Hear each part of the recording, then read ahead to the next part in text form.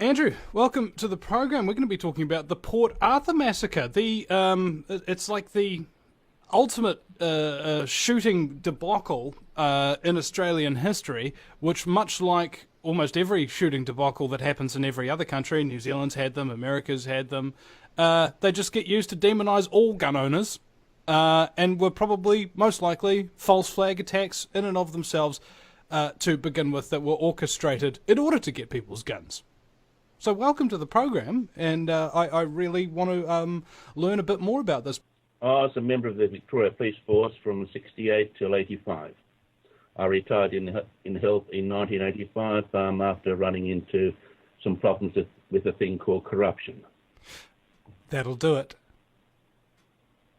Every time.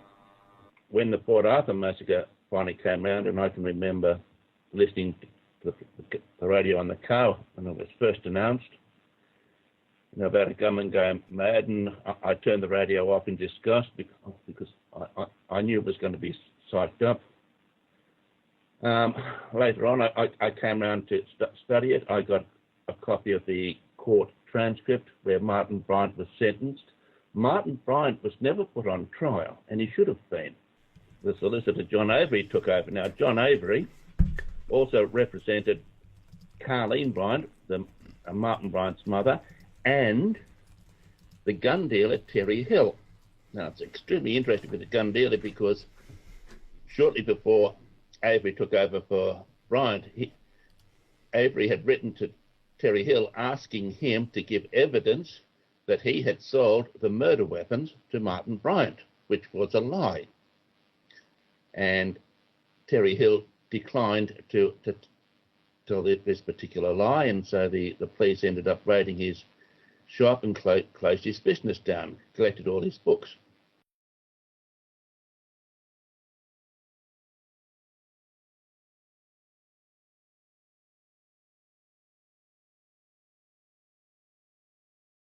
You start reading the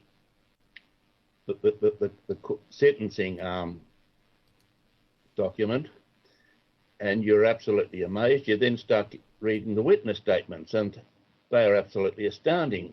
The first thing you find out is that according to the police documents, when David and Sally Martin were killed at between 10:30 and 12 o'clock, that Martin Bryant was 58 kilometres away drinking coffee, as per the witness statement. You've got witnesses stating that Martin Bryant arrived at the Seascape Cottage, which was the first and the final scenes, at 12:30. Again, sort of thing, the shootings were heard by other witnesses from Seascape Cottage from 10:40 a.m. And that's from 4 different witnesses.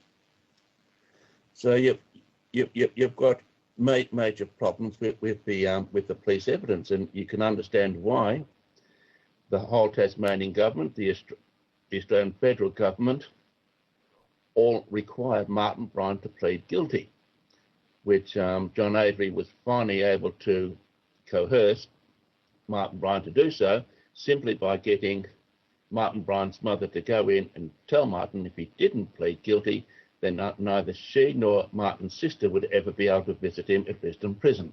Nobody's permitted to speak to Martin Bryant. That was made perfectly clear in an article by Gary Linnell in the Bulletin in about 1998. Oh, come on. Even Charles Manson was allowed to have people talk to him, and he was a knowing mass murderer. No, well, Martin Bryant, his mother got one visit to him, and she asked him if he'd actually did these things at Port Arthur, and he said it must have been a police setup. And after that, he became too agitated, and she was frightened to ask him anything further. Define police setup. What evidence do we have that there was police present? Was there any reports of multiple shooters, things of that nature? There were reports of multiple shooters. I've named the main shooter at Seascape Cottage to be Sergeant Michael Charles Dyson of the Tasmania Police Special Operations Group.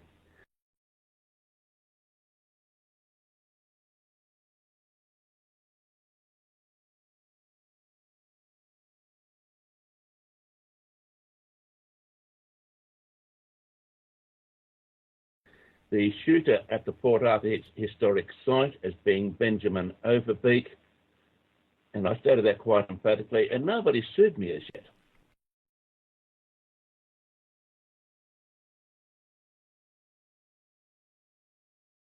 What are those gentlemen's background? Do they have military training or just police training?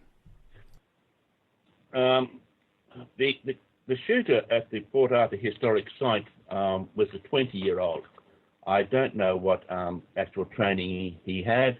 There's no record of him being in the Australian Army.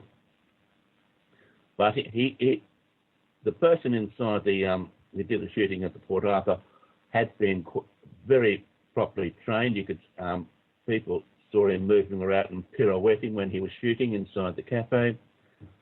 He certainly knew how to handle firearms. The shooting at the Port Arthur Historic Site had to take place at 1:30, but it was supposed to take place on the ferry. It didn't, because the timetable had changed. So the government then took out the patrons in the Broad Arrow Cafe, which was supposed to be a secure site. And the first Australian spook to get shot was Anthony Nightingale, who jumped up and shouted, "No, no, not here." And immediately got shot in the throat. People will argue that how do you know that Anthony Nightingale was a spook? Well, his job was listed here as a loans officer for the Commonwealth Bank stationed at Noble Park. That doesn't prove anything. But then you get another Commonwealth employee who was at the site at the time and these all people are supposedly on holidays. Lynn Beavers, she later on in about 2002 sued her employees, the Commonwealth Bank and Audiometrics of 814 Hawthorne Road, Burke Road, Hawthorne, sued them for injuries she sustained when she had to go inside the Broad Arrow Cafe to identify other Commonwealth Bank employees. And the only Commonwealth Bank employee that was inside the Broad Arrow Cafe and was dead was Anthony Nightingale. So that immediately tells you that A, they were working for time, and B, they had to be spooks.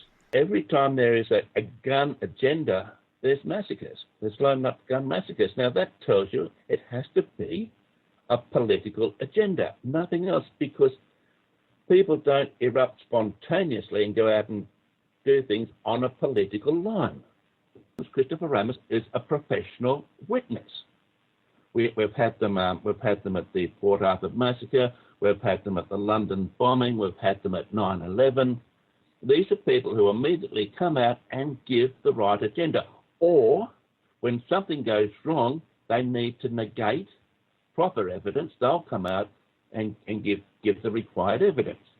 And when you have a look at the Sandy Hook massacre, again, you've got these professional witnesses, people who will come out and give the required line, and you listen to it later on, you say, that's not correct with what I've already heard.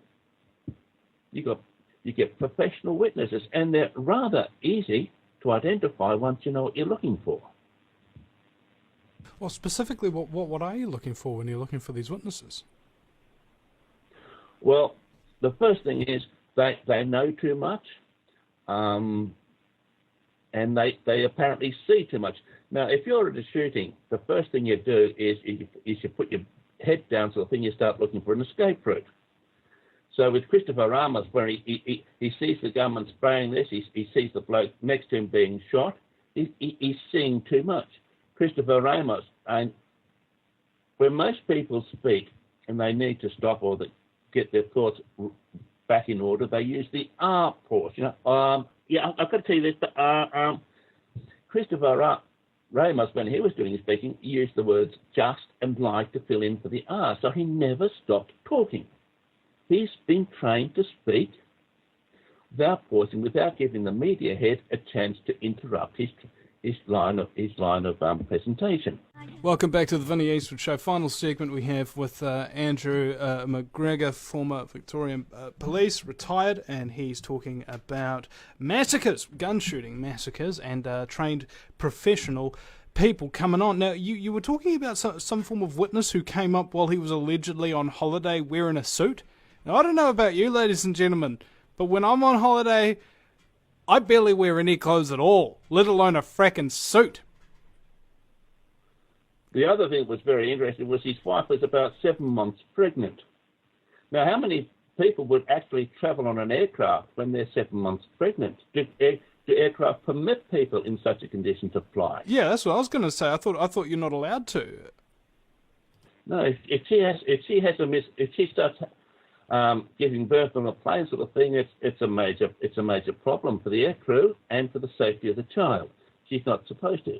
But Robin Atkins, with her husband, they're 7 months pregnant. He's on the time. He's talking about the police present at Port Arthur, and there was none.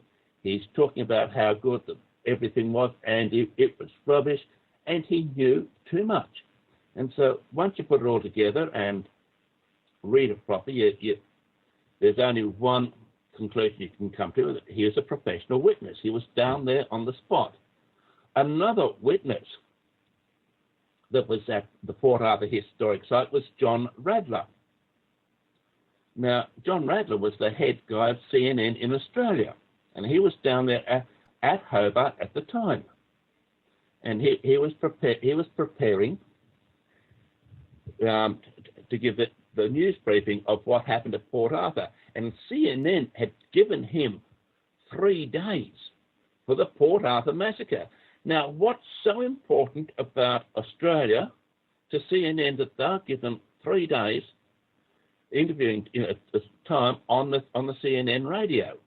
Please tell me, or CNN News.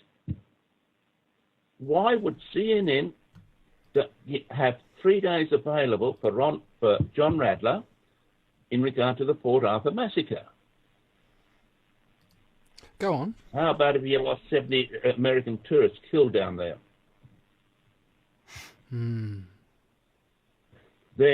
Bill Clinton and Hillary would have been bringing in their 1994 hit list sort of thing and attacking the Second Amendment by the State Department, because they'd force Australia to bring in gun laws, and then those gun laws would be reciprocated in America.